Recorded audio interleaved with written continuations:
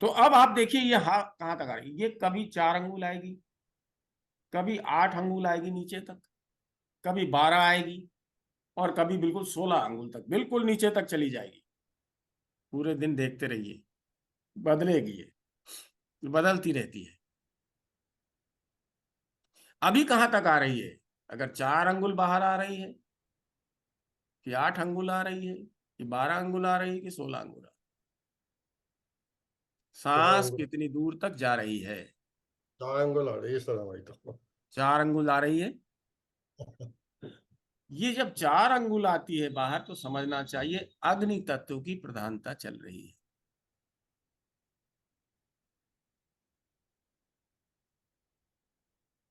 ठीक है।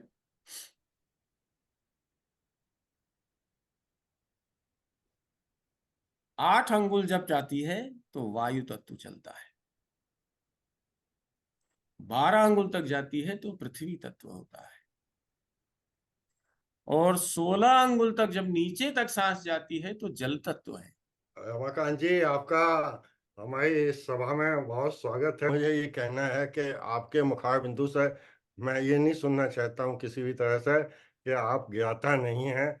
हमारे हिसाब से तो आप हमारे गुरु हैं, बहुत ज्ञाता हैं। और आप ज्योति आप जो जला रहे हैं उससे लाभान्वित होकर हम में से बहुत सारे लोग आगे बढ़ने की कोशिश करेंगे, और इस जो स्वर विज्ञान है उसको एस्टेब्लिश करने के में भी अपना योगदान देने की कोशिश करेंगे।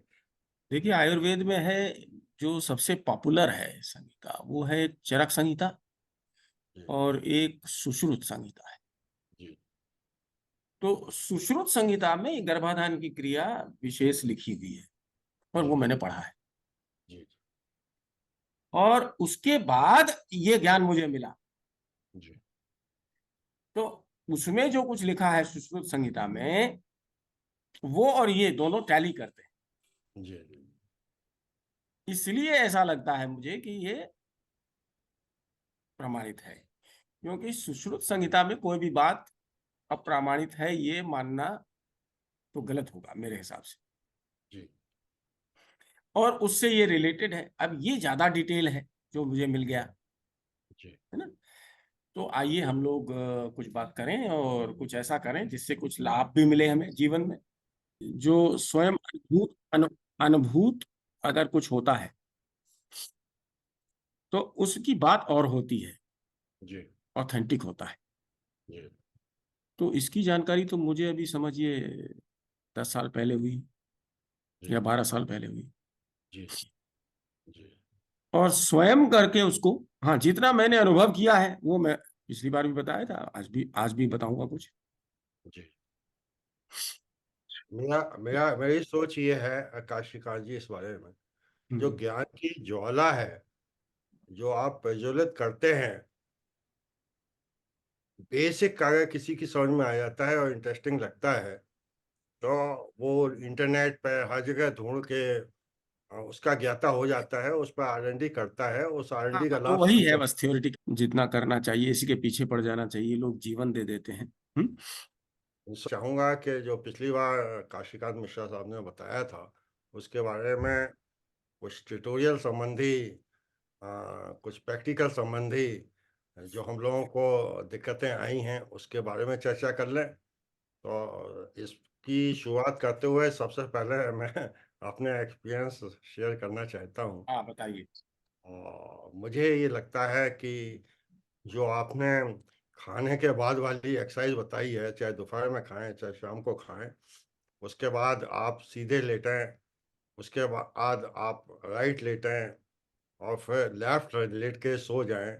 और उसके लिए जो आपने बताया है कि 8, 16 और 32 बहुत ब्रीथ अच्छे। लें, हम्म। ये काफ़ी मुझे प्रभावी महसूस हुआ है, आसान है, निद्रा भी अच्छी आती है, और स्वास्थ्य के लिए मेरे ख्याल से सभी को अपनाना चाहिए और बहुत। अपना फीडबैक भी देना चाहिए इस बारे हाँ, ये मेरा अनुभूत भी है। में। और आप अगर इसे रोज अभ्यास करें तो ये और अधिक फल देगा। कभी कर लिया कभी नहीं किया उसमें मजा नहीं आएगा। जी जी जी। हमेशा करें तभी आएगा आनंद। नहीं, नींद अच्छी आती है। देखिए, सोते समय होता ही है कि आप दुनिया भर की सोचते रहते हैं। तो जब आप अपना ध्यान सांसों पे केंद्रित करेंगे, ब्रीदिंग पे केंद्रित करेंगे, तो एक तरह से आप योगा शुरू कर दिया आपने। योग और योग जैसे ही शुरू किया तो आप का चिंतन और मंथन और दिमाग स्वस्थ हुआ, तो निश्चित रूप से आपको नींद आनी है। मेरी तो सोच निश्चित रूप से यही है। मगर दूसरी मेरी क्वेरी इस बारे में सर ये थी कि आपने ये बताया था कि 6 घड़ी चंद्र नाड़ी और 6 घड़ी दिन में नहीं नहीं, 5। सूर्य नाड़ी। लगभग 1 घंटे एक नाक से, 1 घंटे एक नाक से, एक राउंड में, मतलब दोनों नाक आनी चाहिए 2 घंटे में। तो 1 घंटा लगभग एक नाक, 1 घंटा एक नाक, इसको कहेंगे एक राउंड। ठीक है। तो उन्होंने क्या कहा, कई जगह उन्होंने 1 घंटे को 1.25 घंटा माना है। पता नहीं उसका क्या कारण है। और दूसरा सर मेरा ये कहना है कि आपने जो हम लोगों को चर्चा की थी, आपने कुंभक के बारे में बताया था, और कुंभक भी एक अच्छी व्यवस्था थी। हाँ, मगर मुझे लगा कि ये जो आपने अब की बार बताया कि भाई करवट बदल लीजिए आप, और सांस ब्रीदिंग आपकी कंट्रोल हो जाएगी। कुंभक भी तो आपने इसलिए बताया कि अगर आपको भाई जाड़ा लग रहा है तो इस तरह से करिए, और अगर आपकी दूसरी समस्या है तो इस तरह से करिए। और यहाँ भी करवट बदल के ही आपका काम बन गया। कुंभक में तो आप नाक पे हाथ रख के और ये इनहेल करते हैं, एक्सेल करते हैं, और थोड़े मिनट एक्सेल करते समय रोकते हैं, थोड़ी देर इनहेल करते हुए रोकते हैं। तो इन दोनों में कुंभक ज्यादा बेटर निश्चित रूप से होगी, क्योंकि वो फोकस्ड है। कुंभक को किसी अच्छे गुरु से सीखना चाहिए। जी मैंने थोड़ा बहुत सीखा है। जी जी एक स्वामी विभू हैं, जी वो अच्छी जानकारी इसकी रखते हैं। जी ऑनलाइन भी अवेलेबल है, उनकी कोर्सेज भी चलती हैं, जी आप कर सकते हैं, जी। सीख सकते हैं। ए- एक सर और आया था कि संडे, सैटरडे एंड मास के दिन जो है सूर्य नाड़ी, और बाकी हाँ, 4 दिन। लेकिन हाँ वो ठीक है, ठीक है। ये जी जो 7 दिन है ना, ये 7 दिन के नाम जो है ना, ये वेस्ट ने भी हमसे ही लिया है सब कुछ। जी जी ये सारे नक्षत्रों की बात है, जी जी। और एक लाइन से अच्छा। 12-12 राशियां आती हैं, और हर राशि में नक्षत्र हैं। जी जी नहीं, लगभग 4 नक्षत्र पड़ जाते हैं एक बार में, और 12 राशियां, है ना, और 27-28 नक्षत्र हैं, 27 नक्षत्र। जी। तो जोड़ लीजिए उसी हिसाब से। तो इस नहीं मेरा प्रकार से उसकी फिर एक एक की 4, फिर उसके 4 भाग, जैसे मृगशिरा नक्षत्र है उसके 4 भाग, जी जो भी जो भी नक्षत्र है उसके फिर 4 भाग, है ना। तो 27 और मल्टीप्लाइड बाई 4, और that has to be distributed. तो ये सब है फिर, और वो एक लाइन से चलता है। तो अगर आप शुरू करिए, जी तो वहां से चल करके फिर वापस दूसरे दिन सुबह कौन आएगा, फिर तीसरे दिन कौन आएगा, फिर चौथे दिन कौन आएगा।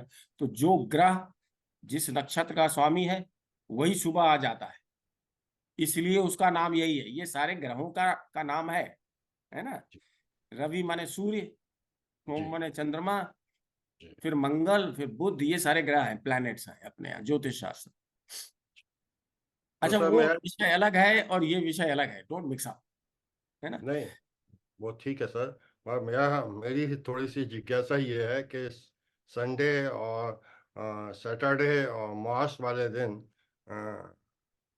सैटरडे और मास मीन्स मंगल, राइट, इतवार, सोमवार और शनिवार वाले दिन जो सूर्य नाड़ी पिंगला हमारी बली होती है, ठीक है। ऐसा दो मत है, देखिए दो बातें हैं। जी एक है तिथि के अनुसार, जी। और एक है दिवस के अनुसार। हाँ, यही मैं आना चाहता हूँ शायद। जी जी ठीक है। तो दो मत हैं, कौन सा मत हमें मानना चाहिए। जी हमारे हिसाब से जितना मैंने समझा है, ये तिथि वाला ज्यादा एक्यूरेट है। हम्म? उसी इसी को बारे बताइए। में तो दिक्कत ये आती है।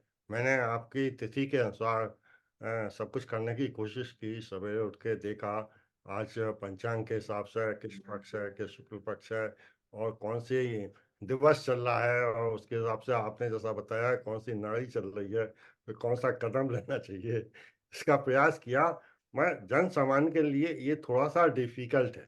थोड़ा सा याद रखना, मेरे पास तो ऐप है हाँ, तो जन जो। सामान्य के लिए ये साधना नहीं है। एक चंद्र नाड़ी है, एक सूर्य नाड़ी है, इसी को इड़ा और पिंगला के नाम से जानते हैं। जी जी। इड़ा माने चंद्र नाड़ी जो बाएं नाक से चलती है, और पिंगला माने सूर्य नाड़ी जो दाहिने नाक से चलती है।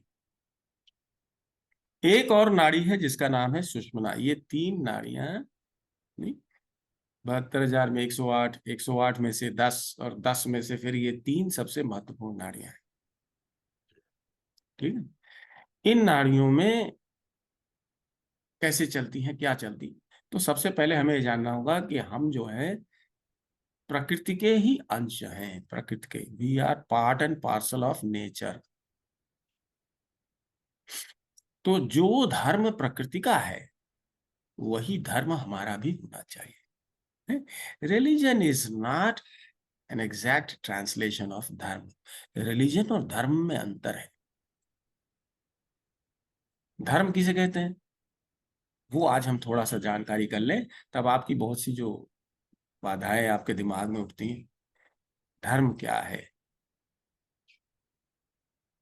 धर्म में देखना चाहिए कि प्रकृति का क्या धर्म है, क्योंकि जो प्रकृति का धर्म है उसी के हम अंश हैं, तो हमारा भी धर्म वही है। आप प्रकृति में देखिए क्या हो रहा है। पेड़, आपने बीज लगा दिया, छोटा सा पौधा हुआ, फिर वो पेड़ हो गया, उसमें बौर आए, कली आई, फूल आया, फल आया। क्या पेड़ ने स्वयं के लिए ये सब किया? नहीं किया। और वो विकास होता रहा, बीज से पूरा पेड़ विकास हो गया। इसी प्रकार आप किसी भी वस्तु को देखिए प्रकृति में, नहीं, तो वो निर्लिप्त भाव से अपने आप एक्सपैंड हो रहा है। सब कुछ मतलब एक्सपैंड माने विकसित हो रहा है, बढ़ रहा है। चाहे वो वायु हो, अग्नि हो, जल हो, पृथ्वी हो, है ना, सब कुछ। तो यही हमारा भी स्वभाव होना चाहिए। इसको ही धर्म कहते हैं। धर्म ऐसी वस्तु है जो हम अपने लिए करते नहीं, होता है। होता है। जैसे श्वास प्रश्वास, ये धर्म है। कौन सा रिलीजन है बताइए आप? इस्लाम है कि हिंदू है कि क्रिश्चियन है, क्या है ये? सांस प्रश्वास। हिंदुओं में, सनातनियों में ये धर्म है।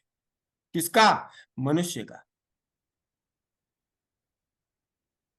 पेड़ का धर्म है बड़ा होना, फूल लगना, फल लगना, ये पेड़ का धर्म है। नहीं, ऑक्सीजन छोड़ना, कार्बन डाइऑक्साइड को सोखना, ये सब धर्म है। हमारा धर्म है भूख लगना, निद्रा आना, ये सब धर्म है। तो हमारा धर्म वही होना चाहिए जो प्रकृति का है। अर्थात हमें अपने लिए कुछ नहीं करना है। अपना मतलब आइडेंटिटी। मैं काशीकांत। ये कब होगा? जब हमारी आइडेंटिटी हमसे अलग होगी। ये शरीर और हम अलग हो जाएंगे। अब ये बड़ी गूढ़ बातें हैं और गंभीर बातें हैं। तो धर्म, हमारे धर्म किसे कहते हैं? जिसमें हम अपनी आइडेंटिटी को भूल जाएं। हम आइडेंटिटी को कैसे भूले? नहीं, और यही मर्यादा कहलाती है। नहीं, लोग कहते हैं राम ने सीता को वन भेज दिया वापस, अग्नि परीक्षा करवा ली। अपने लिए थोड़ी करवाया। सीता बड़ी प्रसन्न हुई जब राम ने पुल बना करके लंका पे चढ़ाई करी और जीत करके सीता को हासिल किया, तो सीता बड़ी खुश हुई।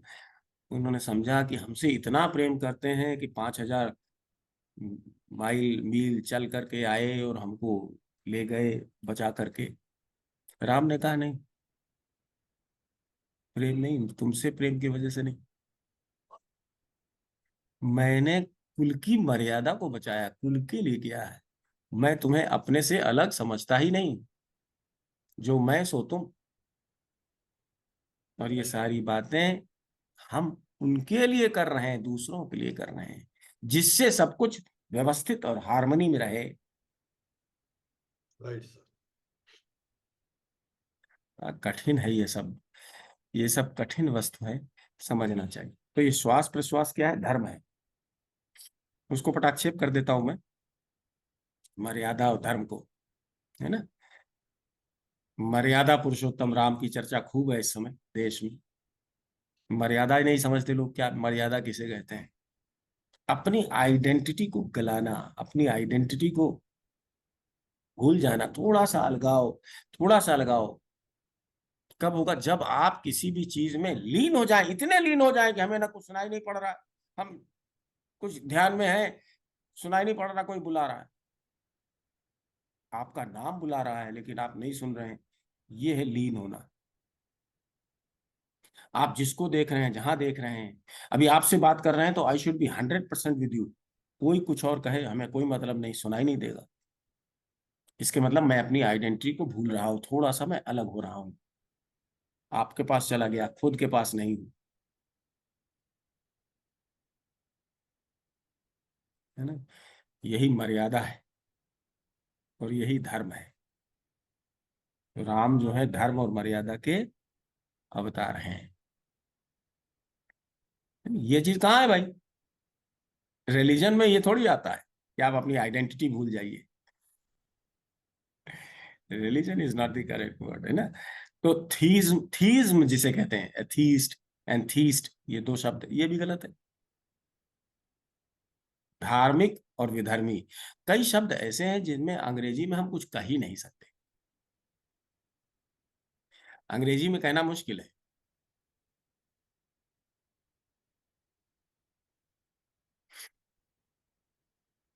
ठीक है, जी अंग्रेजी में नहीं कहा जा सकता। तो ये धर्म है। एक जगह आपने भगवत गीता में पढ़ा होगा, स्वधर्मे निधनम श्रेय, परधर्मो हि भयावह। सुना है कि नहीं? जी जी सुना है। जी जी।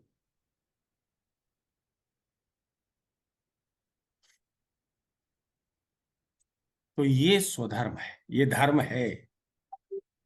धर्म पर ध्यान को केंद्रित करना है। आप सब लोग जितने लोग हैं और जिनको इंटरेस्ट है, अगर आप कैमरा ऑन कर लें तो हम लोग 2-3 मिनट के लिए एक एक्सरसाइज करें, जी तो समझ में आए नाड़ियों के विषय में। कैमरा ऑन कर लीजिए सब लोग, अगर कर सकते हैं। नहीं कर सकते हैं तो कोई बात ही नहीं।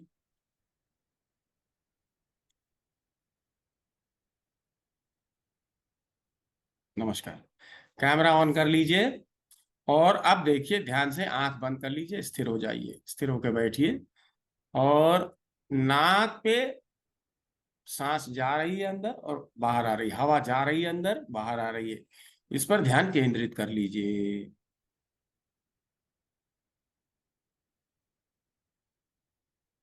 आंख बंद कर लीजिए, शरीर को स्थिर रखिए और हवा नाक से टकरा रही है, ध्यान से देखिए कहाँ टकरा रही है। दाहिने और बाएं दो होल्स हैं आपके, दोनों में से किस में ज्यादा टकरा रही है, इसे देखिए। ध्यान से देखिए, बिल्कुल हो सकता है दोनों से टकरा रही हो, तो दोनों में जब टकरा रही है तो कौन से में ज्यादा टकरा रही, कौन से में कम टकरा रही है, ये देखना है। ज्यादा हवा कहाँ, किस छेद से, छिद्र से प्रवाहित हो रही है।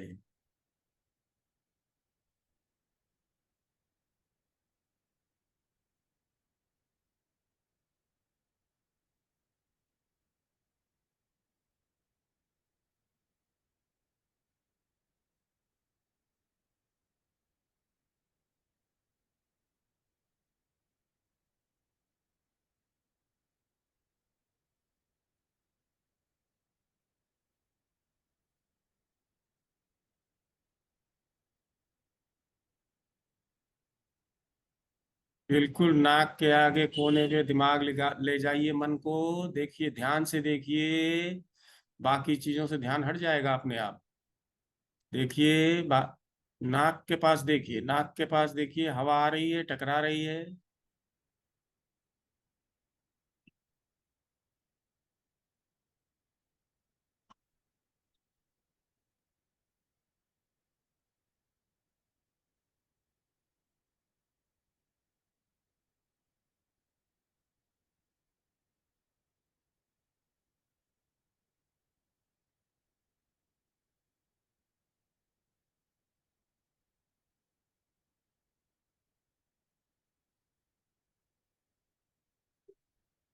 देख लिया?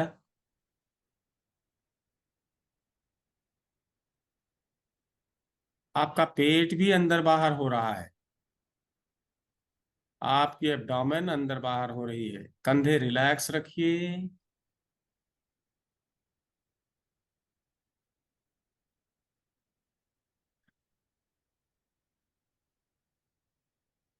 अब अगर आपने देख लिया हो,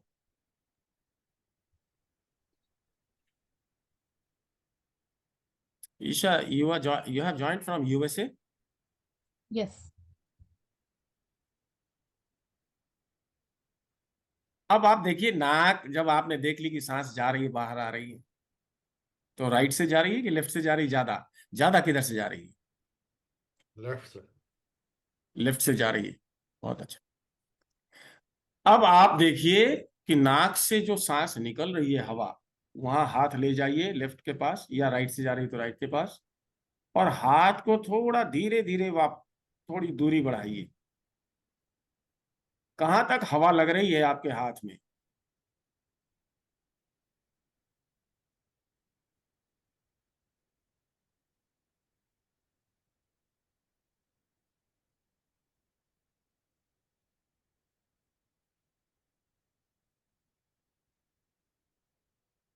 नीचे आ रही, इधर पीछे की तरफ, या बाहर जा रही है?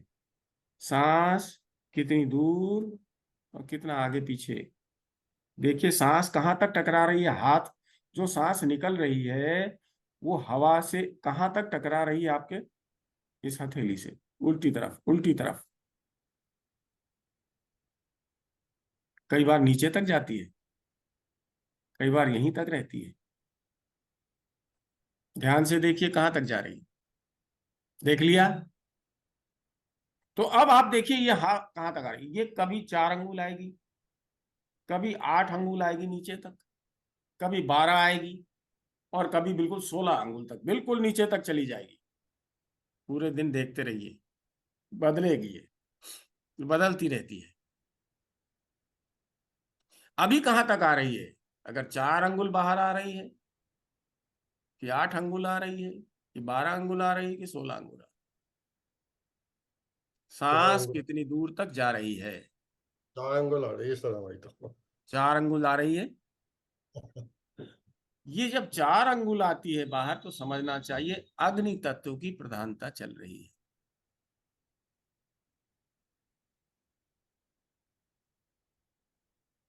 ठीक है।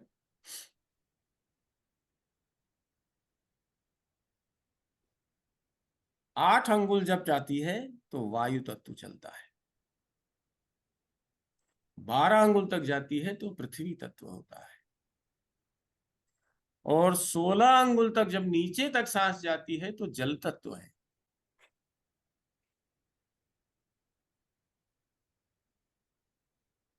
तो भेद 2 प्रकार के हैं। एड़ा नाड़ी चल रही है ज्यादा, कि पिंगला चल रही है, पहले तो ये देखना चाहिए। फिर देखना चाहिए कि कितने अंगुल तक सांस बाहर जा रही है, आ रही है। अपने आप चेंजेस होती है। आकाश तत्व नाक में ही रहती है, इतना ही, बाहर आती नहीं, बहुत कम, मालूम ही नहीं पड़ेगी। अग्नि 4 अंगुल, वायु 8 अंगुल, पृथ्वी 12 अंगुली। इन तत्वों के विषय में अधिक जानकारी है और कभी हम फिर मिलेंगे तो हम उसकी बात करेंगे। इससे बहुत कुछ आप समझ सकते हैं, देख सकते हैं, जान सकते हैं। किसी भी कार्य में सफलता मिले या ना मिले, इसके लिए देखना चाहिए कि जो काम हम करने जा रहे हैं उस समय अगर हमारी पृथ्वी तत्व या जल तत्व चलता हो तो हमारी संभावनाएं सफलता की बहुत अधिक है। वायु तत्व चलता हो तो कठिनाई आएगी, लेकिन हो सकता है थोड़ी समय में काम हो जाए।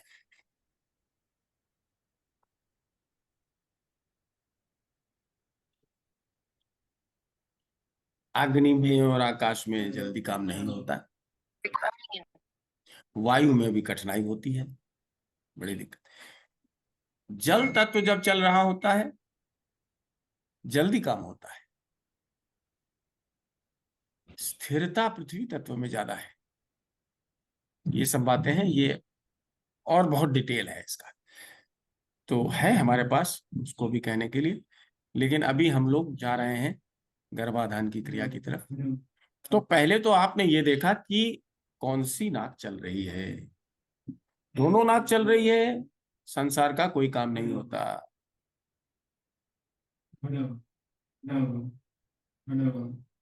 एक नाक चल रही है तो संभावना है। ठीक है, सूर्य नाड़ी और चंद्र नाड़ी के अपने प्रभाव हैं। ये ब्रेन मस्तिष्क से भी जुड़ा हुआ है, नर्वस सिस्टम से भी जुड़ा हुआ है, और हमारी पूरी मैकेनिज्म जो हमारे ट्रंक में पहले से ही स्टैब्लिश्ड है, इंस्टॉल्ड है, उस पर इसका प्रभाव पड़ता है।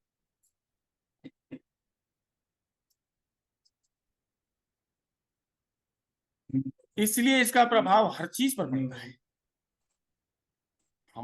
ये हमारा धर्म है। धर्म साथ में हो तभी कोई कर्म करना चाहिए। कर्म कैसे करते? कर्म मतलब जो भी कर्म करने जाएं, आप पढ़ने जाएं, लिखने जाएं, सूंघने जाएं, खाने जाएं, चलने जाएं, मिलने जाएं, तो किस विषय में जाएं? पांचों ज्ञान इंद्रियों के अलग अलग विषय हैं। तो जब इस प्रकार से काम करते हैं तो उसे कहते हैं अर्थ। जब धर्म हमें सही होगा तो अर्थ अपने आप, अर्थात हमारे सारे कर्म समाज के लिए, दूसरों के लिए मर्यादा वाले होंगे। और जब ये काम होगा तो हमारी जो विकास है, हमारा जो रीच है, हमारी जो पहुंच है, हमारी जो विकिरण, वो सब बढ़ेगी और जीवन रेखा भी बढ़ेगी। जीवन का जो समय है, स्पैन, वो भी बढ़ेगा। सब कुछ बढ़ेगा और हमारी इच्छा भी होगी कि हम ऐसे करते रहे काम, अच्छे काम, जिन्हें हम अच्छे काम समझते हैं, मर्यादा वाले काम। इसको कहते हैं काम। धर्म से अर्थ, अर्थ से काम अपने आप आता है। तो धर्म, अर्थ, काम और मोक्ष, ये चार ही पुरुषार्थ हैं। इसके लिए सबसे पहले आवश्यक क्या है? धर्म। और धर्म का मतलब क्या है? कि अपनी आइडेंटिटी को खो देना। तो बच्चे का जन्म देना, बच्चे को जन्म देना,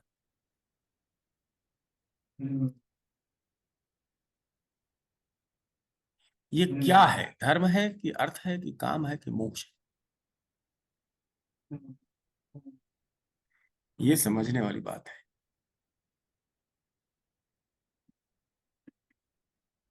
धर्म के बिना कुछ भी नहीं है। धर्म का मतलब क्या है? हम धार्मिक कब हैं? कि जब हमने अपनी आइडेंटिटी, अपनी ईगो से अपने को थोड़ा सा भी कम से कम अलगाओ, क्षणिक भी अलगाओ, 5 मिनट 10 मिनट के लिए भी अलगाओ, 2 मिनट के लिए भी अलगाओ। जैसे सांस प्रश्वास में अभी आपने नाक पे ध्यान दिया था, तो अगर आपने खूब ध्यान दिया होगा तो आपने देखा होगा कि सारा केंद्रित यहीं हो गया होगा, मन बाहर से हट गया होगा। अगर आप 20 मिनट ये करें तो आपको बहुत अच्छा अनुभव होगा। 20 मिनट्स, ये मेरा अनुभूत है, अपने को भूल जाएंगे आप। वही धर्म है। और ऐसी स्थिति में जो भी कर्म करें वो मर्यादा वाला कर्म है, उसी को अर्थ कहते हैं। पता नहीं, ये सब बातें गंभीर हैं, साधना परक हैं, समझ में आ जाए तो अच्छी बात है। तो हमें ये देखना है कि संतानोत्पत्ति के लिए क्या करना चाहिए। यही करना है ना आज, कि नहीं सारे कर्मों की व्याख्या करनी नहीं नहीं सर, बताइए आप, यही बताइए, है? जी, यही बताइए। यही बता।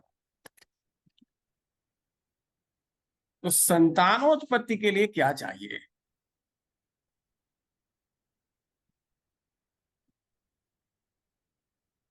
पहली बात है, शुक्राणु पुरुष के शरीर से निकलता है।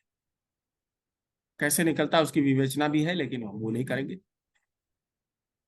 और स्त्री के गर्भाशय में जो ओवम है, जो निकला प्रजनन तंत्र, वो उस शुक्राणु को रिसीव करती है।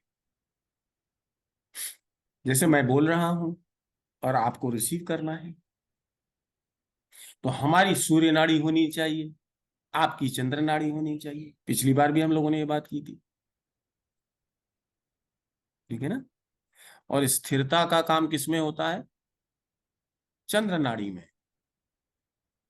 तो गर्भ स्थिर हो, अच्छा हो, उसके लिए क्या चाहिए?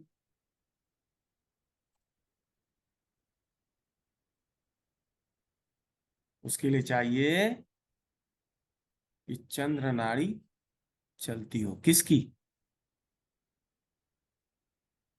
महिला की, जिसको गर्भ धारण करना है। नहीं, जो चीज धारण की जाती है उसी को धर्म कहते हैं।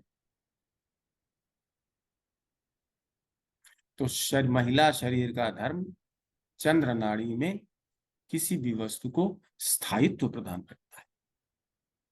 विवाह हो रहा हो, उस विवाह में स्त्री की चंद्र नाड़ी चलती हो तो तलाक नहीं होगा। Very good, very good.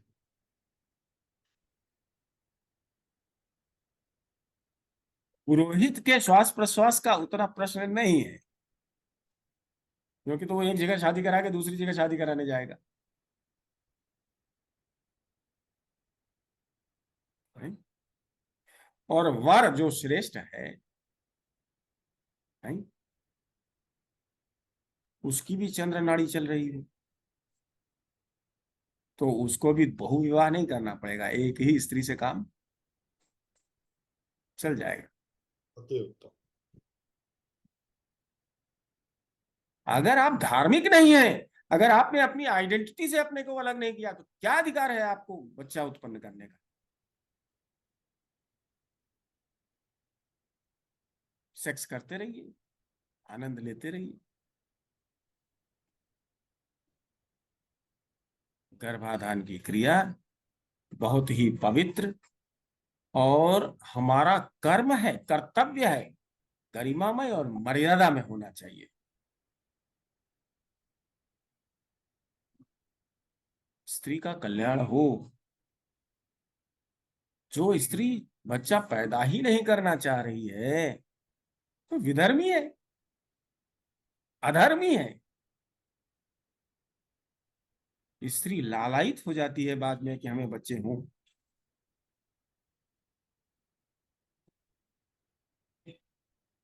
इसके लिए ये उचित है कि जिस समय गर्भाधान की क्रिया के लिए हम जा रहे हो, कहाँ? शयन कक्ष में जा रहे हैं, है ना? तो क्या करना चाहिए?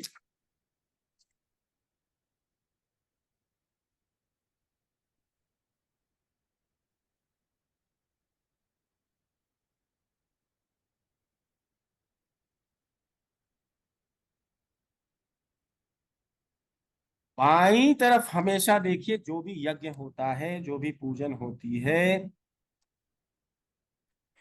उसमें स्त्री किस तरफ बैठती है?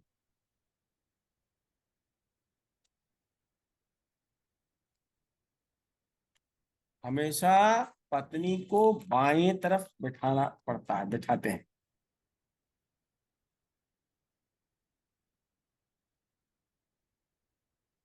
ये कभी ध्यान दिया आपने? कभी सुना? कोई भी यज्ञ, कोई भी पूजा जिसमें अर्धांगिनी आपके पास बैठती है, वो किधर बैठती है? बाईं तरफ, लेफ्ट। इसलिए ये गर्भाधान की क्रिया एक यज्ञ है, नहीं, पवित्र कर्म है, धर्म है हमारा। जैसे पेड़ फल देते हैं, वैसे ही मनुष्य भी संतान को की उत्पत्ति करता है, और ये दूसरों के लिए, समाज के लिए करना है। ये संतान हमारी है, मैं जैसा चाहूं वैसा मेरा बच्चा, मेरा लड़की ये इंजीनियर हो जाए, ये डॉक्टर हो जाए, ये धार्मिक नहीं है व्यापार। हमारा बच्चा ऐसा हो जो समाज के लिए उपयोगी हो।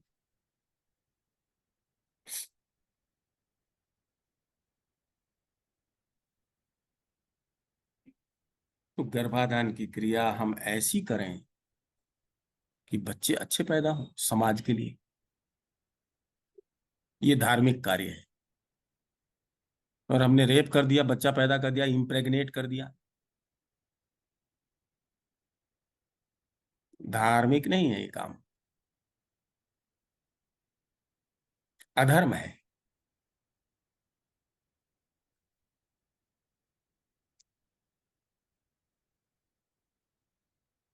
तो ये जो गर्भाधान की क्रिया है, ये भी समाज के लिए करना है। राम ने भी किया था, कृष्ण ने भी किया था।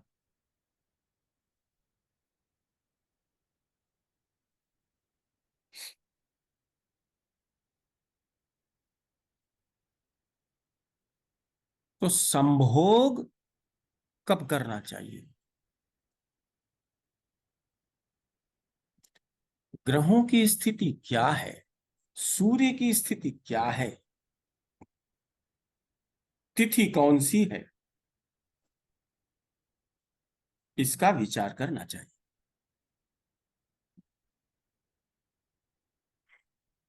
तो कौन सी तिथि में, कौन किस तिथि में कौन सी नाड़ी चलनी चाहिए, वो नाड़ी चल रही है कि नहीं चल रही है, ये देख करके तय करना पड़ता। हमारे यहाँ शास्त्रों में इसका गर्भाधान का समय और तिथि का निर्धारण ज्योतिषियों के द्वारा किया जाता है। थोड़ी सी जानकारी हम लोग इस विद्या से ले सकते हैं, सूर्योदय विज्ञान से। सबसे पहले स्त्री संभोग के लिए रात्रि का समय बना हुआ है। तो रात में कौन सी नाड़ी हमारी चलनी चाहिए? सूर्य नाड़ी। दिन में हम चंद्र नाड़ी की से लाभान्वित होते हैं ज्यादा, और रात में हम सूर्य नाड़ी से ज्यादा लाभान्वित होते हैं। दिन में चंद्र नाड़ी और रात में सूर्य नाड़ी। तो खाना खाने के बाद 4 पहर रात्रि के और 4 पहर दिन का होता है। पहला प्रहर बीत जाने दीजिए, उस समय मैथुन नहीं करना चाहिए, संभोग नहीं करना चाहिए, अगर संतानोत्पत्ति की इच्छा है। दूसरे, तीसरे और चौथे प्रहर में संभोग से जो संतान उत्पन्न हो सकती है।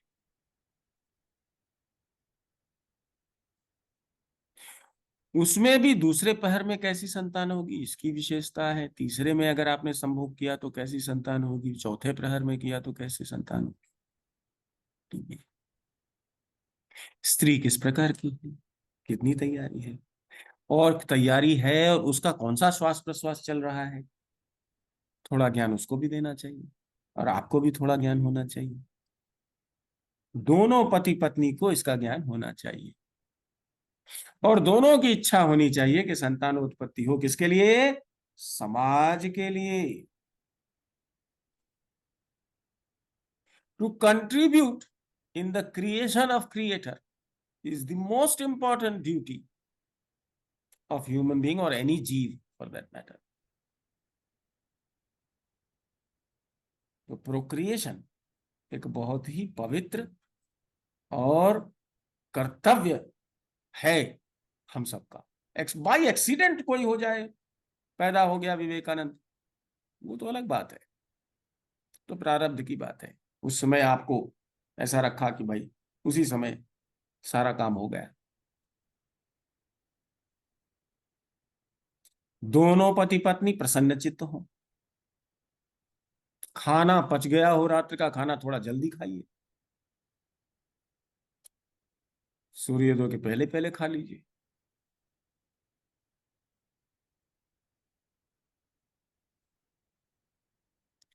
दूसरे किसी समय में संसर्ग नहीं करना चाहिए, दिन में संसर्ग नहीं करना चाहिए।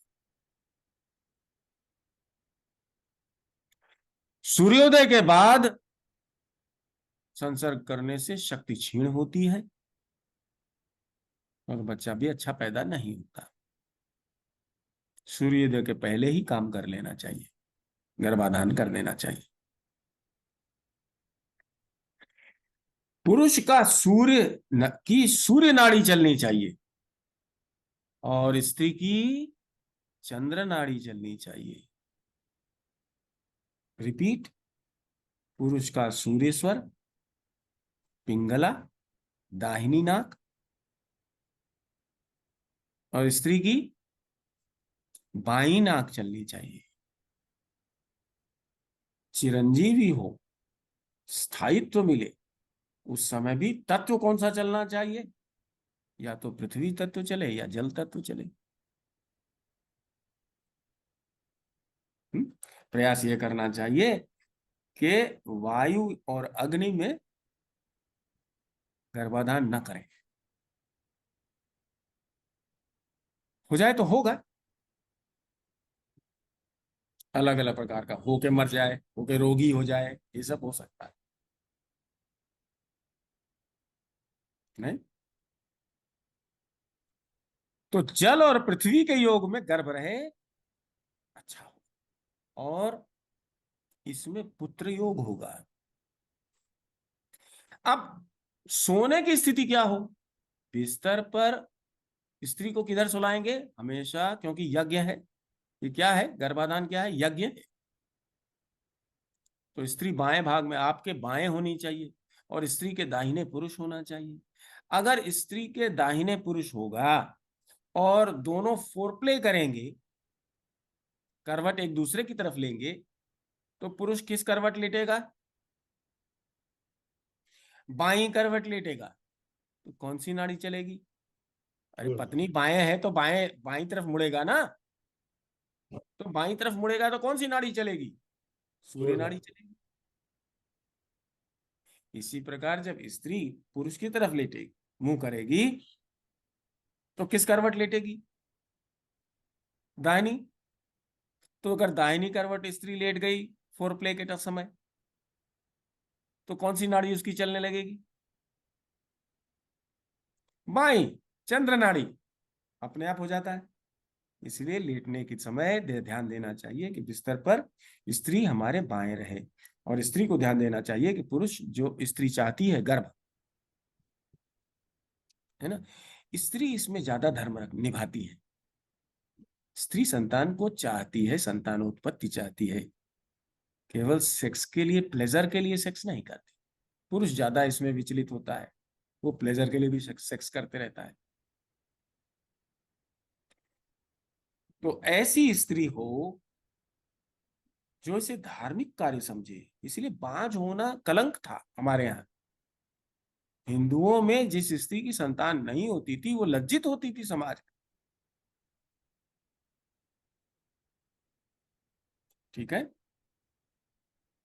तो अपने आप चंद्र नाड़ी और सूर्य नाड़ी चलेगी। अब उसमें देखें कि हमारी सांस कितनी तक बाहर आ रही। जब आप फोरप्ले करेंगे तो सांस आपकी जल्दी जल्दी चलेगी, और जल्दी जल्दी और तेज चलेगी तो आपको पृथ्वी तत्व और जल तत्व मिल जाएगा, इसलिए फोरप्ले इज नेसेसरी।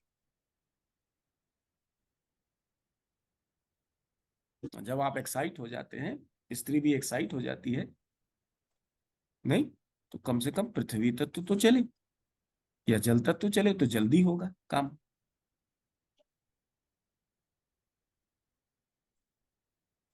क्या मैं ठीक समझ रहा हूं कि आपके समझ में आ रहा है? जी जी। ये सारी विद्या किसे देनी चाहिए? जो अब तैयार हैं विवाह करने के बाद, संतानोत्पत्ति चाहते हैं और पौधों की तरह, प्रकृति की तरह फैलना चाहते हैं। धर्म, उनका धर्म क्या है? संतानोत्पत्ति। संतानोत्पत्ति करने के पहले यह शिक्षा देनी जरूरी है।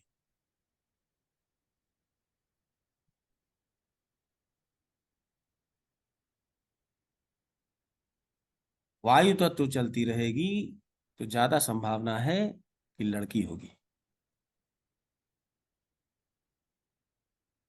लेकिन होगी।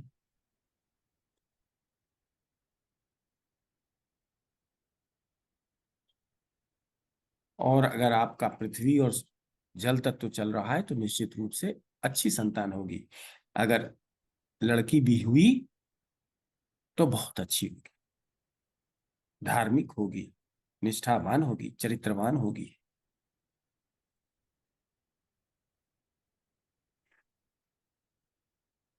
तो जल तत्व और पृथ्वी तत्व में अगर संतानोत्पत्ति, गर्भाधान हो जाता है तो भाग्यवान और सदाचारी होने की संभावना है।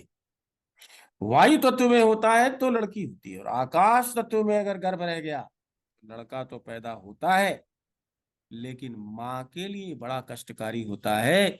मां को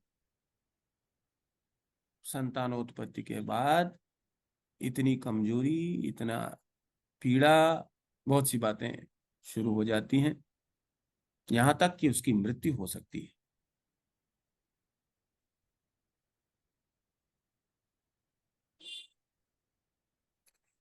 वैसे आकाश तत्व में जल्दी गर्भ रहता ही नहीं, ठहरता ही नहीं। अगर अग्नि तत्व चल रहा हो, 4 अंगुल बाहर आ रही हो सांस और गर्भ रहा, तो पहले भी गर्भरात रहता नहीं, और चूंकि अग्नि है तो इसमें क्या हो सकता है? गर्भपात हो सकता है, मिसकैरेज हो सकता है। अबॉर्शन की बात हम नहीं कर रहे हैं। अबॉर्शन तो वो करते हैं जो विधर्मी होते हैं, जो इस काम को धर्म समझते ही नहीं, धार्मिक समझते ही नहीं, ईगो और सेक्स करते हैं केवल प्लेजर के लिए। बाई चांस गर्भ ठहर गया, वो सोचेंगे एबॉर्शन के लिए। हमारे यहाँ एबॉर्शन अलाउड नहीं। तो हिंदू संस्कृति और हिंदू धर्म और इसके शास्त्रों का जो ज्ञान है, ये ज्ञान से लाभ उठाना चाहिए। तो अग्नि तत्व को भी अवॉइड करें तो ज्यादा अच्छा है। अननेसेसरी क्यों कष्ट दिया जाए? गर्भपात, मिसकैरेज हो जाता हो, जिसको गर्भपात होता हो, जिस स्त्री को, उसको तो, और अगर एक बार गर्भपात हो चुका है, ध्यान देना चाहिए कि अब की बार हम जब गर्भाधान की क्रिया करें तो जानबूझ कर करें, और इसलिए दोनों पति पत्नी सामंजस्य में हो, दोनों प्रसन्न हो, दोनों ही चाहते हो कि बच्चा हो, तब इस काम के लिए उद्यत हो।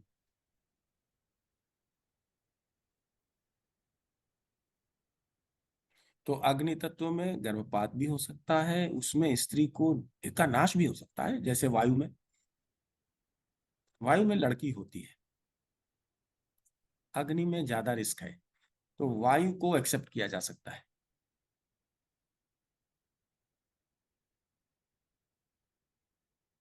दूसरा एक और काम है, मान लीजिए कि आप बाएं करवट हो भी गए और चंद्र सूर्य चल रहा है, तब भी लड़की हो जाएगी, अच्छी लड़की होगी। चंद्र स्वर चल रहा है और उसमें पृथ्वी या जल तत्व का की अधिकता है, लड़की होगी, अच्छी होगी, स्वस्थ होगी।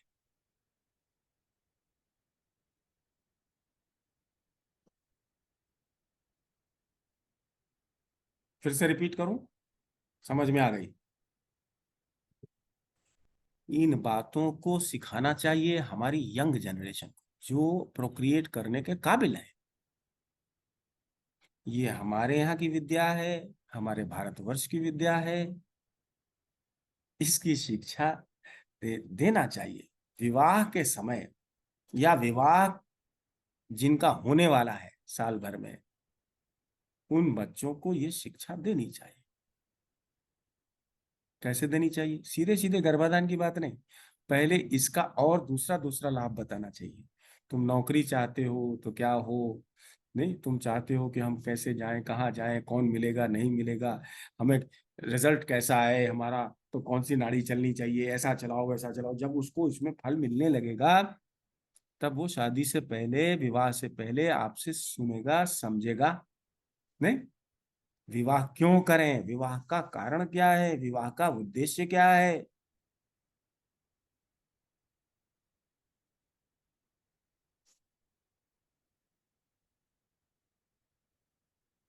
सबसे अच्छा समय है पुरुष का सूर्य स्वर अर्थात पिंगला नाड़ी दाहिना, और स्त्री का चंद्र नाड़ी।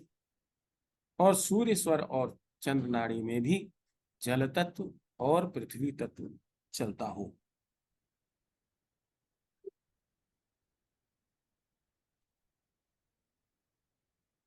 अगर सब कुछ ठीक है और गर्भ नहीं ठहर रहा है, कंसीव नहीं कर रही है महिला,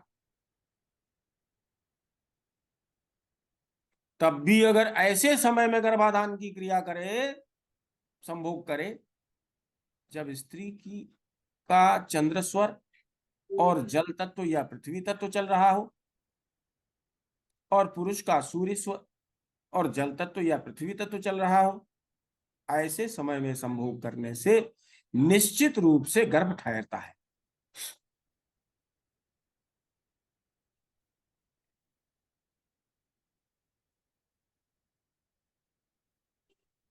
स्वर को आप बदल सकते हैं, ये मैंने आपको बताया है। एक तो हमने बताया करवट से, दूसरा और समझ लीजिए आज, आपकी जो ऊपर से तीसरी पसली है, वहां पर एक कुशन या तकिया रख लीजिए और करवट लेट जाइए।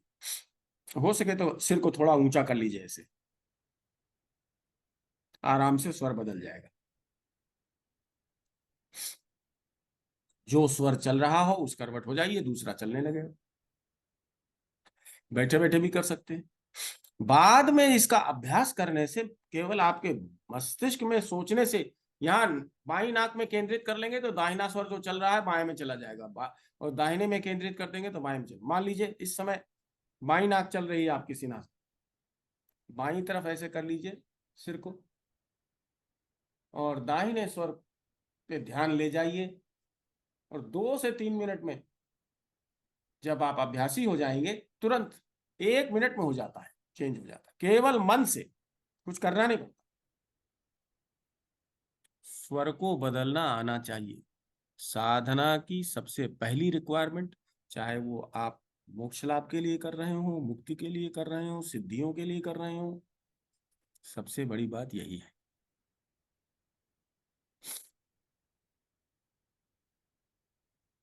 कि आपको ध्यान रखना होगा कि कौन सा स्वर चल रहा है, उसमें कौन सा तत्व चल रहा है। सुषुम्ना नाड़ी चल रही हो अर्थात दोनों नाक चल रहे हो, तो कभी गर्भाधान ना करना चाहिए, होगा ही नहीं, निष्फल। जैसे आकाश तत्व में भी निष्फल होता है 90%।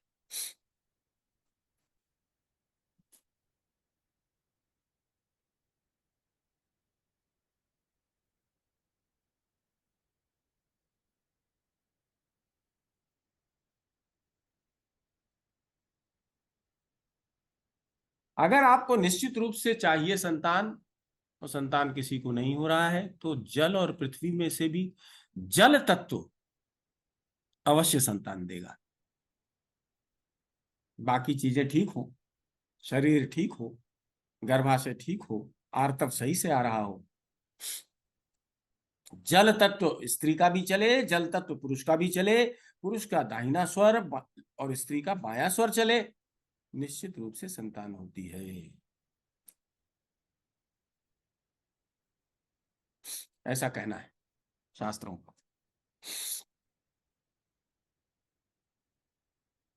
ठीक है। तो तत्व का ध्यान करने से भी बदलता है। जो तत्व का ध्यान, मान लीजिए आपने अगर पृथ्वी तत्व का ध्यान किया, पृथ्वी तत्व का ध्यान करने के लिए क्या क्या उसकी रिक्वायरमेंट है, पृथ्वी तत्व का क्या रंग है, उसका आकार क्या है, इसका ध्यान करते हैं और वो रंग दिखने लगता है। तो ये सब कब होगा? जब आपने जो खाना खाया है वो अच्छी तरह से पच गया हो, आप प्रसन्न चित्त हो, अपने ईगो को छोड़ करके क्या कर्म के लिए जा रहे हैं। अर्थ, कर्म माने अर्थ, धर्म अर्थ, कर्म करने के लिए जा रहे हैं। अर्थात मैं नहीं जा रहा हूं, मैं कर्म कौन सा करूंगा, मर्यादा में रह के करूंगा, मतलब समाज के लिए करने जा रहा हूं, परिवार के लिए करने जा रहा हूं, कुल के लिए करने जा रहा हूं, हमारा वंशज आगे चले उसके लिए करने जा रहा हूं। दोनों पति पत्नी ये सलाह करके देखें और उसको छोड़। कैसे होगा, कैसे ईगो से हटेंगे हम? श्वास प्रश्वास को देखिए, अपने आप हट जाएंगे, लीन हो जाएंगे आप।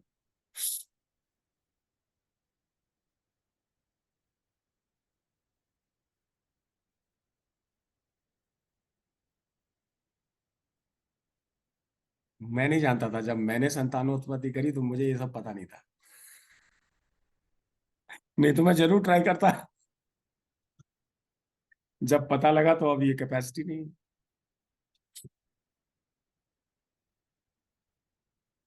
बच्चों को सिखाना, कब सिखाना, कैसे सिखाना, कैसे उनको अट्रैक्ट करना इस विद्या की तरह।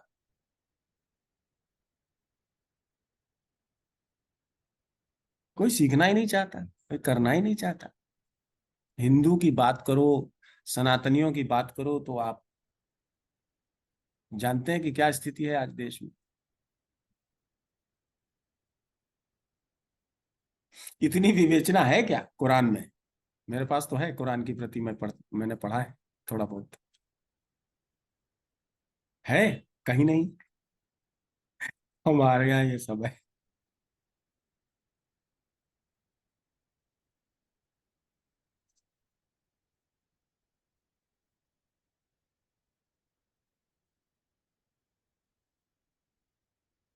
तो तो इस काशीनाथ जी, संबंध में, हाँ बताइए। आपने बड़ा अद्भुत और अलौकिक ज्ञान दिया है। थोड़ा सा ये और बता दीजिए कि हम लोग जनरली बेड में सोते हैं तो अभी तक ध्यान नहीं देते थे कि पत्नी को लेफ्ट साइड ऑफ बेड में लेटे हमेशा के लिए एक सिद्धांत एक बनाया जा सकता है। कौन सा और कदम उठाएं, कौन सी नाक चल रही हो, नहीं, और इच्छा से आप अपना स्वर बदल सकते हैं, अच्छा से तत्व भी बदल सकते हैं। नहीं सर, इसको कहते हैं साधना। मेरा कहना ये है कि जनरली हम लोग इस पर ध्यान नहीं देते हैं। कमरे में बेड है तो किस साइड में पत्नी को लेटना चाहिए, किस साइड में पति को लेटना चाहिए, एक परमानेंट अरेंजमेंट हमेशा के लिए रखने में। जैसे आप कहते हैं यज्ञ करते समय, विवाह करते समय पत्नी बाईं तरफ लेटती है तो कमरे में पलंग का, हाँ, में भी पत्नी बाईं तरफ होती है। जी जी, तो मेरा कहना ये है कि हम लोग गलती करते हैं। 99% लोग कुछ जानते ही नहीं है। बेसिक ज्ञान तो बहुत जरूरी है। दूसरा मैं आपसे जानना चाहता हूँ, हमारे व्यूअर्स को भी थोड़ा बताइए कि एक नारी कितनी अवधि तक चलाई जा सकती है नॉर्मली? आप पूरे दिन क्या चला होता सकते हैं, पूरे दिन पूरी रात चला सकते हैं। बंद कर लीजिए एक नाक को, इसमें रुई डाल दीजिए, इसमें सुपारी डाल दीजिए, कुछ बंद हो जाएगा, ये यही चलती रहेगी। है? वेरी गुड, वेरी करते हैं साधना इस तरह की लोग, गुड। इस तरह की साधना करते हैं, इसे हठ योग कहते हैं। बहुत बढ़िया।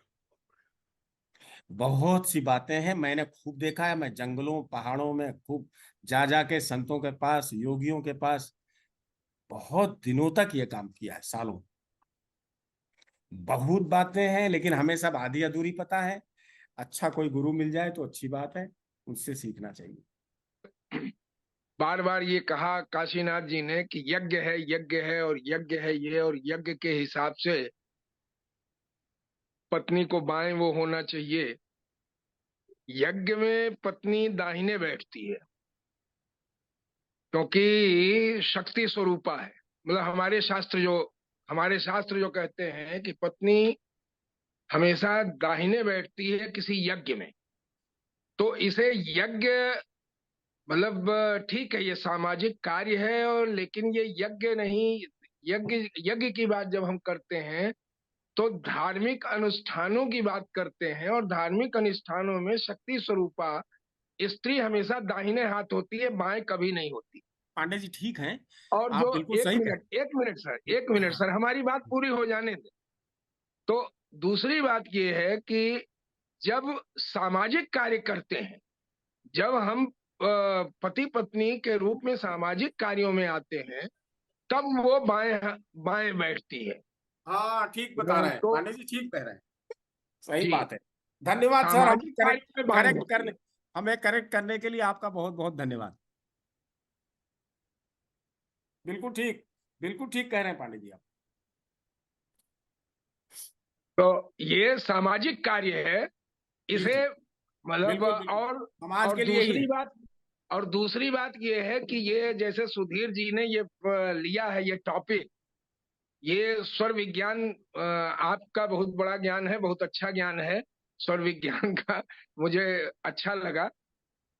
लेकिन ये टॉपिक है एक्चुअली, आपने एक प्रश्न कर दिया था, तो उसमें मैं कह रहा हूँ कि एक प्रश्न किया था आपने कि ये कब करना चाहिए, जब विवाह जो विवाह हुआ और उसके बाद संतान के उत्पत्ति के लिए जब चाहना हो जाए, जो स्वाभाविक धर्म है उसका, कर्म है उसका, एक व्यक्ति का, तब उसको ये ज्ञान होना चाहिए। मैं तो कहता हूं कि ये ज्ञान, फिर वहीं आ जाएंगे कि हमारा जो चारों आश्रम बने हुए थे, तो आश्रम के समय ही ब्रह्मचर्य आश्रम में ही ये ज्ञान दिया जाना चाहिए। जब जब 25 साल का हमारा ब्रह्मचर्य आश्रम चलता है, उस समय यह ज्ञान होना चाहिए, जिससे गृहस्थ में प्रवेश करने के पहले उसे ज्ञान हो जाए। गृहस्थ आश्रम में प्रवेश करने के पहले ही ये पहले ज्ञान ही, अगर हो जाए, पहली, हाँ। हाँ, नहीं हमारे यहाँ विवाह केवल सेक्सुअल प्लेजर के लिए होता है नहीं था। होता ही नहीं हो, नहीं नहीं नहीं, बिल्कुल नहीं, बिल्कुल ये sexual pleasure is a by product, वो तो अलग बात है। नहीं। और विवाह का उद्देश्य, सबसे बड़ा उद्देश्य है संतानोत्पत्ति। हाँ, नहीं मानते इस बात को, हमारे बच्चे नहीं मानते। किया ही जीवन किया साथी ही चाहिए, किया ही लाइफ इसीलिए पार्टनर। जाता है कि मैं भाई संन्यास ले अब लोग लेता पत्नी नहीं चाहते, अब लोग चाहते हैं लाइफ पार्टनर, शादी हो या ना हो, जीवन में साथ रहे, लिव इन हूं। वो रिलेशनशिप। तो सामाजिक विकृति आ रही है, हाँ, क्या इसीलिए करें तो हम लोग, सामाजिक। कर ही नहीं सकते कुछ। अरे यहाँ आप सनातन धर्म की बात करिए तो आपको 10 गाली खानी पड़ती है। ये तो है, ये है।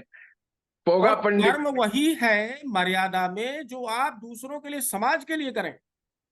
और जब यज्ञ आप अपने लिए करते हैं तो इस बात की अलग धारणा हो गई, अपने कल्याण के लिए करते हैं। अगर वो यज्ञ आप सबके लिए कर रहे हैं, समाज के लिए कर रहे हैं, तो बात अलग होगी। अगर आप अपने विजय के लिए कर रहे हैं, मैं विजयी हो जाऊं, वो मैं तो फिर खत्म हो गीता में जाऊं, आ ही तो जाएगा फिर उसमें तो। Identity is important. वो तो फिर गीता में आ ही गया है कि भगवान ने अर्जुन से ये कहा कि तुम अपने लिए तोड़े, हाँ, तुम्हें विजय नहीं चाहिए, अपने लिए समाज के करे तो धर्म फिर की वो स्थापना के धर्मयुक्त लिए। कर्म नहीं है। धर्म का मतलब ही है कि अपने ईगो से हटिए, आप अलगाव कर। अपने और धर्म से अर्थ अर्थ अर्थ ही कर्म है, विषय है इंद्रियों का। और अर्थ से काम, तब आपकी जिजीविषा, तब आप जीना चाहेंगे, करना चाहेंगे समाज के लिए, इसके लिए, उसके लिए। ये कामना, कामना का मतलब केवल सेक्स नहीं है भाई, सेक्स नहीं है। नहीं नहीं, वो कामना तो जीने सारी के लिए, जीना मतलब दूसरों के हित के इच्छाएं। लिए, परोपकार के लिए। तो ये बातें साहब हमारे गुरुकुल में सिखाई जाती थी। गुरुकुल वाली पद्धति है ही नहीं बस कहीं। यही यही यही प्रार्थना करिए कि किसी तरह से सनातन धर्म फिर उसी पद्धति पर वापस हो। भाई यही यही हम कर नहीं, उस सकते हैं, पद्धति यज्ञ पर हमें ये वापस हो, मैं करना ऐसा है। नहीं कहता, मैं ऐसा नहीं कहता, हाँ? मैं ये कहता हूं पांडे जी, थोड़ा सा अंतर कर रहा हूं। आपकी बात सही है, अंतर कर रहा हूं। जो बातें अच्छी हैं पुरानी, हजार, उसको लीजिए और आप मॉडर्निटी से जोड़िए। रिसर्च करिए ना, क्यों नहीं रिसर्च करते? और बच्चा पैदा करने के लिए कह दीजिए साहब लाइसेंस चाहिए आप, लेकिन लाइसेंस देने वाला पहले अथॉरिटी तो हो, धर्मगुरु तो कोई हो आपका। कोई अगर आपने किसी को गुरु बना लिया, आपकी आइडेंटिटी अलग हो गई, आप सब कुछ गुरु के लिए कर रहे हैं या भगवान के लिए कर रहे हैं। मैं जो भी कर्म कर रहा हूं भगवान के लिए कर रहा हूं, आप मान लीजिए आपकी आइडेंटिटी खत्म, भगवान करवा रहा है, कर रहे हैं, हम कुछ नहीं कर रहे। वो तो ये शरणागत हो गए। शरणागत, वेरी गुड, कितना अच्छा शब्द आपने कह दिया, बताइए। शरणागत अंग्रेजी में आप कुछ भी कहिए, सरेंडर फरेंडर नहीं चलेगा, शरणागति, नहीं शरणागत गति, शरणागति होनी चाहिए। तो वही धर्म है, इसी को धर्म कहते मन हैं। और मन उसमें जो वचन अर्थ और आएगा कर्म। कर्म करेंगे वो मर्यादा वाले कर्म, जी, बहुत अच्छा, मर्यादित, बहुत अच्छा, पुरुषोत्तम बहुत राम, अच्छा था। मर्यादा पुरुषोत्तम, इसीलिए कहलाया कि उन्होंने अपने लिए कभी कुछ नहीं किया। हनुमान को देखिए आप, सेवा। सबसे बड़ी मर्यादा और धर्म को अगर देखना है तो हनुमान में देखिए, उससे ज्यादा कोई मर्यादित नहीं, उससे ज्यादा कोई धार्मिक नहीं, कोई ईगो ही नहीं है, पर राम और राम और राम। हमारे लिए इसे कहते हैं गुरु करना चाहिए। गुरु कर लिया, आप गुरु के लिए सब कुछ करो, गुरु करवा रहा है, वही रख रहा है, वही पैसा दे रहा है, वही खाना दे रहा है, वही सांस दे रहा है, वही जीवित रखे, वही सब कुछ गुरु, सब कुछ गुरु, तो हम कुछ रह ही नहीं गए, खत्म। यही है धर्म हमारे यहाँ, धर्म लेकिन ही गुरु करने के लिए भी गुरु के साथ बहुत दिनों तक रह करके ये देखना भी पड़ता है, परीक्षा करनी पड़ेगी कि गुरु गुरु के काबिल है कि नहीं है। हम नहीं परीक्षा करेंगे, लेकिन उसके जो कुछ करथनी है वो करनी में है कि नहीं है उसके। जाने दीजिए, ये बात कभी और करेंगे, गुरु की बात और करेंगे, है ना। गुरु की बात साधारण तो 2-4 मिनट में हो नहीं सकती। सर एनीवे, मुझे, जी, मैं कहना मेरा कहना सर ये है कि आप दोनों तो प्रकांड पंडित हैं, मैं थोड़ा सा ज्ञानी हूँ। और नहीं मेरी ऐसा कुछ नहीं है, आप वो जो कर रहे हैं वो मैं नहीं कर पा रहा हूँ, आप बहुत बड़ा काम कर रहे हैं। मुझे सर ये जानना है, चाहे मैं हम आप लोग समाज के इंजीनियर। लिए तो कर रहे हैं भाई, आप माँ भारती जो चैनल चला रहे हैं और जो आपका उद्देश्य है, ये धार्मिक कार्य है, ये नहीं धर्म नहीं है। सर, मैं थोड़ा सा इंजीनियरिंग एंगल से सब बातों को समझना चाहता हूँ। जैसे थर्मामीटर होता है, हम कभी कभी एंगल थर्मामीटर की भी बात करते हैं। अभी आपने कह दिया कि जो सांस लेनी है और 4 अंगुल और 8 अंगुल और जल तत्व। अब पॉइंट ये है कि सामान्य जन तो पहुंच ही नहीं सकता कि जल तत्व में चालू हुआ नहीं हुआ। निश्चित रूप से आंख के, कान के जो एयर का प्रेशर है, आप डिस्टेंस कुछ निकालने की विधा थर्मामीटर टाइप की है रमाकांत पांडे की है सोची, है, जिससे सब कि है। समान जन को उसमें एक कहे सबसे कि अच्छी जो विधा है वो ये जी है कि एक आप आईना ले लीजिए, जी आईना जिसमें आप चेहरा देखते हैं, जी मिरर, जी और उस पे जब आप सांस फेंकेंगे तो भाप बन के जो उसमें एक आकृति बनती है, जी उस आकृति से पहचाना जाता है। जी चौकोर वर्ग बन जाता है, पृथ्वी तत्व, चंद्रमा का आकार बन जाता है, जल तत्व, कान के जैसे आकार बन जाता है, आकाश तत्व, इस प्रकार है। ये सब बातें भी हैं। तत्वों की चर्चा हम लोगों ने अधिक नहीं की है, तत्वों की चर्चा हम लोग कर सकते हैं किसी और संडे को, कभी और मिल करके। अभी तो मैं व्यस्त हो जाऊंगा, इस महीने नहीं हो पाएगा, लेकिन आप चाहेंगे तो हम लोग फिर मिलेंगे, करेंगे, तत्वों की चर्चा हो सकती है। नहीं? और एक भी और बहुत कुछ एक और एक और काशीनाथ जी, एक और वो आया। आपने एक जगह ये कहा कि चंद्रमा स्थिर है। हाँ। हमारे शास्त्रों के अनुसार चंद्रमा सबसे ज्यादा अस्थिर है, इसलिए चंद्रमा को कंट्रोल करने के लिए मोती की बात करते हैं जो धारण करने की। चंद्रमा बहुत अस्थिर माना गया है ज्योतिष शास्त्र के अनुसार। ज्योतिष शास्त्र में बिल्कुल, चंद्रमा बहुत, अब आप समझ लीजिए वह कि व्यक्ति जो बिल्कुल अस्थिर दिमाग का हो उसको कहते हैं चंद्र के प्रभाव से है वो। अब आप समझिए, हमारी बुद्धि दो प्रकार से काम करती है, एक करती है रीजन बेस्ड और एक करती है विश्वास, फेथ, फेथ पे काम करती है, भक्ति और ज्ञान। नहीं, भक्ति में हमेशा एक संदेह है, क्या? अरे भगवान है भी कि नहीं है, क्योंकि मालूम ही नहीं है, कुछ मालूम कुछ है ही नहीं। गुरुजी ने कह दिया राम राम करो, राम राम कर रहे हैं। ये एक डाउट रहता है। तर्क करेगा कोई तो डाउट हो जाएगा, नहीं करेगा तो गुरु ने कह दिया कर रहा है, विलीन हो गया। विलीन हो गया तो आइडेंटिटी निकल गई। तो जब चंद्र नाड़ी चल रही होती है, अर्थात माया, कौन सा ब्रेन काम करता है? दाहिना ये फेथ है। तार्किक। नहीं नहीं नहीं, ये दाहिना फेथ है जी। दाहिना। फेथ, हाँ दाहिना। खत्म, ये करना है, फिनिश्ड, नथिंग, नो क्वेश्चंस। जब क्वेश्चन करेंगे तो कोई काम ही नहीं होगा। कितना कर लेंगे आप एक्सप्लेन, करते रहिए। और जब सूर्य नाड़ी चलती है तो पोषित कौन होता है? लॉजिकल। Analogy, logical. उल्टा है। हाँ ठीक है। हाँ लॉजिकल है। तो बाया स्वर बाया विज्ञान में लॉजिक। ध्यान रखिए, चंद्र नाड़ी स्थिरता, वो स्थिर काम कर, और पृथ्वी तत्व सबसे अधिक स्थिर उसमें। चलिए बहुत ठीक है, अच्छा। लेकिन ये चीजें धन्यवाद। शिक्षा में होनी चाहिए। और जैसा कि पांडे जी ने कहा कि जो ब्रह्मचर्य आश्रम है जिसमें लोग शिक्षा ग्रहण करते हैं, करना है, साधना भी करना चाहिए थोड़ा बहुत। हर सबके लिए इंपॉर्टेंट होना चाहिए साधना, सबके लिए इंपॉर्टेंट होना चाहिए। समाज के लिए हम क्या कर सकते हैं, नहीं कर सकते हैं, उसको पहले से ही ट्रेनिंग देनी चाहिए। नहीं, जैसे कुछ देश ऐसे हैं जिनमें कि आपको सेना में कुछ कुछ दिनों तक काम करना पड़ता है। तो अपने लिए थोड़ी कर रहे हो, तुम देश के लिए कर रहे हो। बहुत अच्छा है, दिस इज वेरी गुड। इस तरह हम लोगों को भी ट्रेन करने चाहिए अपने बच्चों की सभा में आप दोनों महानुभावों का बहुत बहुत धन्यवाद करते हुए मेरी सोच ये है कि कांत जी ने और जो हमारे रमाकांत जी चाहते हैं कि ये ब्रह्मचर्य आश्रम के में ही शुरुआत इन चीजों की होनी चाहिए। और नहीं, ये हमारे चैनल विद्यार्थी का अवस्था उद्देश्य में।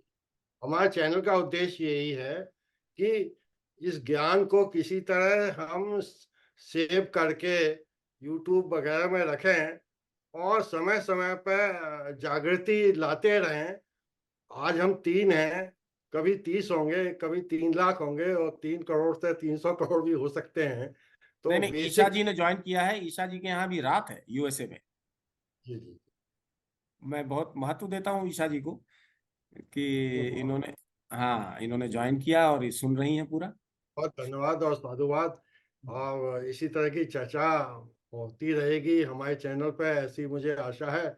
इसी प्रकार से रमाकांत जी और काशीकांत जी और ईशा जी औरों को भी अपने साथ लाएंगी, और इस चैनल को मैं थोड़ा सा सब्सक्राइब कराने में सहयोग देंगी तो अच्छा लगेगा। क्योंकि हम चाहते ये हैं कि हम लोग क्वालिटी की बात करें और सस्टेनेबिलिटी की बात करें, ईमानदारी की बात करें। और जहाँ भी कोई किसी भी चर्चा में अगर कोई प्रश्न चिन्ह है, जैसे रमाकांत जी ने आज काफी बोल्डली समझाने की कोशिश की, तो उसका सोल्यूशन भी निकालेंगे, समझेंगे भी, और जो अर्थ है, जो वास्तविक अर्थ है, उस तक पहुंचेंगे भी। पुनः सभी को धन्यवाद, नमस्कार।